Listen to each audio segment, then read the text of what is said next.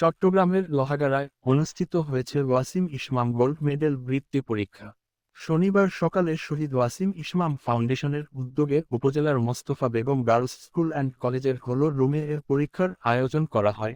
এতে উপজেলার ৫৭টি শিক্ষা প্রতিষ্ঠানের ষষ্ঠ থেকে নবম শ্রেণী পর্যন্ত ২,২০০ শিক্ষার্থী অংশ নেন।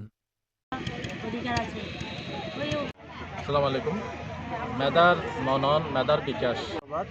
আসলে এখন সরকারিভাবে কোনো বৃত্তি পরীক্ষার আয়োজন নাই। পরিচালনা করছে, খুব ভালো লাগতেছে। আমার মেয়ে ক্লাস 6-এ পড়ে, ওকে নিয়ে আসছি। সবকিছু আসলে অভিভাবক, শিক্ষক, আয়োজক কমিটি সহ সবার সহযোগিতায় সুষ্ঠু ও শান্তিপূর্ণভাবে উৎসব মুখর পরিবেশে পরীক্ষা সম্পন্ন হয়। এমন আয়োজনে খুশি শিক্ষক, শিক্ষার্থী, অভিভাবকরা।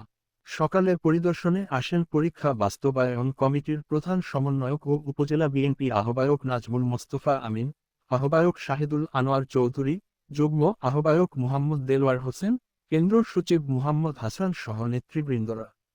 বলেন, চট্টগ্রামের প্রথম শহীদ ওয়াসিম ও লোহাগাড়ার ইসমাম রল স্মৃতি রক্ষায় ফাউন্ডেশনের শিক্ষা ও সামাজিক খাতে আজকের এই পরীক্ষা। আগামীতে জনকল্যাণকর কাজে সম্পৃক্ত থাকবে ফাউন্ডেশনটি। পরে শহীদ ওয়াসিম ও ইসমামের পরিবারের সদস্যকে সংবর্ধিত করা হয়।